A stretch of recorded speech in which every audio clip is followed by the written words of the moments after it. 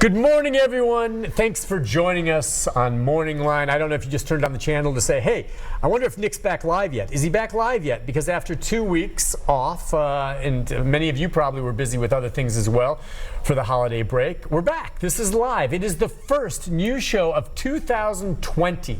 How about that? 2020 is what it is. This is Morning Line. I'm Nick Barris, and it's good to have you back. Kind of getting back into the saddle again for a full new year, and I certainly hope you had a great holiday. Whatever it was you did, busy if you traveled about, but this is live, okay? It is not a tape show. We'll get the phone number up there in a moment. You always wonder what's going to be the new show, the first one of the new year. It's kind of an honor to do this, but I mean, we just kind of roll with our schedule and how it goes, and I think this is a good first news show of the new year because the woman who's about to join me is someone who's been with this program for years, and she talks about something very dear to many of our hearts, and that is our pets.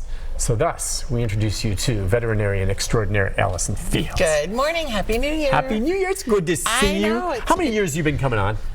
I mean, can you tell? I've been trying to remember. 2003 is when we started. Wow, 16 years. Well, now 17 years. I mean, yeah, that's 2003. Amazing, amazing. 2003, coming on, giving advice on pets, and that is, we've been through a lot. We can go way back with,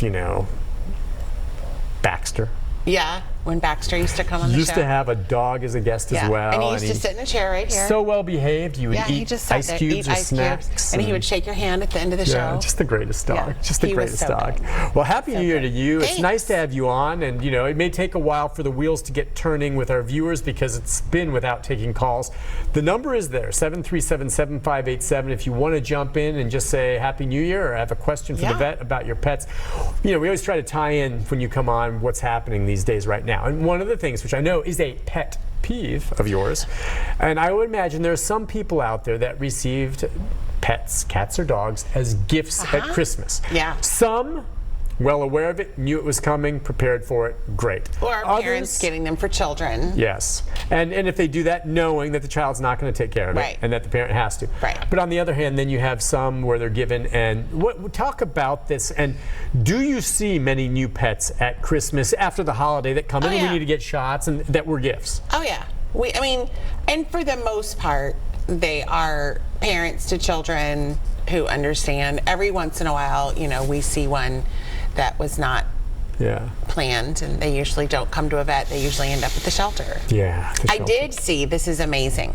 I saw, guess it was the 23rd, a little boy came in with his puppy, kitten, sorry, that Santa had delivered 2 days early.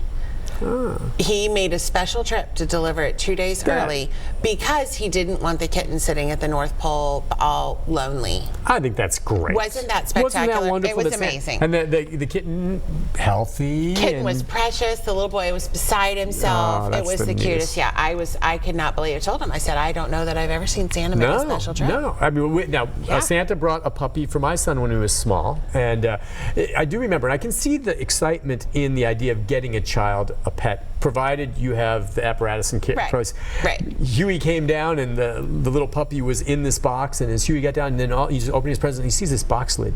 It's a thrill, and that's why the problem is I see parents thinking, I want to get that thrill and get the pictures. Then all of a sudden you have a dog on your hands. By the way, that dog that was jumping in that box, it's Rocky. He's still alive today, and he's 14 years old, and we've kept him and cared for him and love him, and he's nearing the end, I think. But I mean, that's the way it should be. Right. It is. And I mean, there are a lot of dogs and cats that end up in the shelters in, February, May. Right. Because they've gotten big, they aren't as cute anymore. Yeah. So just be aware of what you're getting and what size dog you're getting, what it's going to be when it's full grown, not just what it looks like as a puppy. Yeah. And that their work. I mean, they are their work. Yeah, you can get so caught up in the moment of the holidays and thinking how awesome this is, but then after it's just like Easter and the puppies and the bunnies, chicken, the bunnies and the chickens. Yeah. Do you see many bunnies come into your practice? I mean, as pets? No, we don't do bunnies. Oh, you don't? Okay, but you're right. Bunnies are given, chickens are given, and then when they get big, what do you do with them? Out of there. Eat them. No, Yeah, you got some bunny recipes? Probably. Bossenpfeffer. Right, Bossenpfeffer. Yeah, there you go. Well, all right. As I said, the line's open 737-7587. What would you like to hit on in this new year? Is there anything that's caught your eye as you come in? We've seen a lot of toxins lately. Really? Like grapes. My dog ate, a whole plate of oatmeal raisin cookies. Raisins, grapes. You mean pets that have come in? That yeah. Have been, okay. We've had a lot of inducing vomiting lately. Marijuana. What happens when an animal gets access to something like marijuana? Do they eat it then? If they eat it, how? This was in an edible, so they. Oh, so it was it was a THC edible. Mm-hmm. Okay, so yeah, I was wondering about that. If a pet eats marijuana, does the dog get high? Yeah, they do. But just like, the dog's this big. Mm-hmm. People are this big. Sure.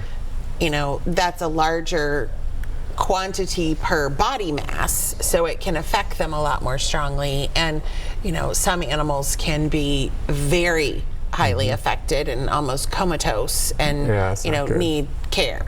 So fortunately, the owner knew that the dog had gotten into something and it came in and made it vomit. But I just think that it's a whole lot less expensive and traumatic for everybody involved if we just keep the stuff out of their reach. Yeah. So raisins, grapes, marijuana, onions, garlic, basically your bulb, like it's Allicin, ALICEN, Allicin family. I can't remember which is. I like that name because, of course, I can remember it. But onions, garlic, grapes, raisins, chocolate, and then the gum with the what's xylitol. It called? Xylitol. So it's also in peanut butter. It's in a lot of your sugar-free things. So it's in gum, it's in sugar-free peanut butter, not all natural peanut butter. All natural peanut butter doesn't have any sweetener added.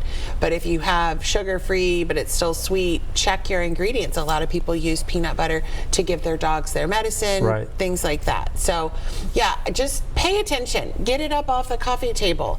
If you have a dog who's a counter surfer and is tall enough that they can stand up and get up on the counter, push everything to the back. So yeah, we've seen a lot of that lately. Like, I think we all have got the doses memorized of what to give people to make them vomit. Just don't even have to. Is that what you'll tell them over the phone? What they can do? How do you make a dog vomit? We have medicine that we give intravenously that makes them vomit. Okay, so you don't give them something like, what is it, Ipecac or something like that? Or hydrogen peroxide. But peroxide in too large a doses can be very detrimental. Okay. So if they bring them in, you give them an IV that makes them throw up? Like immediately. It's within usually 2 minutes. So you don't pump stomachs? No. Okay. We do give activated charcoal, which is, so we make them vomit. And then usually I think in people they only pump stomachs if you're unconscious. If you weren't unconscious, I think they'd make you vomit too. Okay, yeah, I think you probably yeah. But we give activated charcoal, which binds toxins. So you give that by mouth, and most dogs, fortunately, think it doesn't taste like anything. Maybe it's slightly cherry flavored, but we mix it with food, and they usually just eat it all up. Yeah. So we give that too. Okay. So yeah, again, in your prescription medicines and over-the-counter medicines, we just saw an ibuprofen toxicity. So ibuprofen, prescription medications, and one of the best numbers just to have is the pet poison hotline. I think it's $70, but it's the best. I've called them for my own dog. You told me you've used it. I have. It is, they will tell you, like, even if they eat like a multivitamin, literally just have the bottle, and when you call, they'll say, what did they eat? And you say this brand and this thing, and they have the database. They can look that exact product up, see exactly what's in it, and then run it through their system and tell you which, if any of that, could be toxic. And then, okay, you don't have anything to worry about, or watch for diarrhea, or you need to go to the vet now. So that is so helpful. They give you a case number. When you get to the vet, you give your vet the case number. Your vet can call them, and once you've paid that $70 and get your case number, that number is good for as long as you need it or the vet needs it to take care of your pet, whether that be several weeks or several hours. So we can call and get access to all that, and they're like, here's exactly what you need to do for these toxins. So it's very helpful, and it's a huge time saver for you guys to have already done that before you get to us, because Yep. when you get to us, now we're like, we still need to do this, so we're even more behind So the if they ball. come in and they can tell you what they've learned. Right. And also it helps you decide whether you have to go to the vet. Well, that's the big thing. That'll save you That's as the opposed huge to, thing. yeah, I can save you money right there. The $70, you're like, whoa, one saving a trip to a vet, where they would tell you the same thing Right. after you figured it out, is right there made the money on the Right. call. And you have that all year Right. to call them. Right. And if you have a Home Again microchip, I think the first year that you have a Home Again microchip in your animal, you get free Pet Poison Hotline. Oh, okay. And I feel like if you pay the extra every month, you also get access to it. I can't remember. You'll have to look into it. But I know the first year. So if you just adopted a puppy, that has a Home Again microchip in it, and that first year you get Right. free access to them. Call as many times as you want to, I think. Good thing. Hopefully Yeah. you don't need to call a lot. Listen, we'll take a break. When we come back, Allison's right here until 9 o'clock. We've got a couple calls coming in, 737-7587. If you have a question about your pet, cat, dog, venomous snake, give us a call. We'll be back with more of Allison and the World of Animals right Yeah. after this.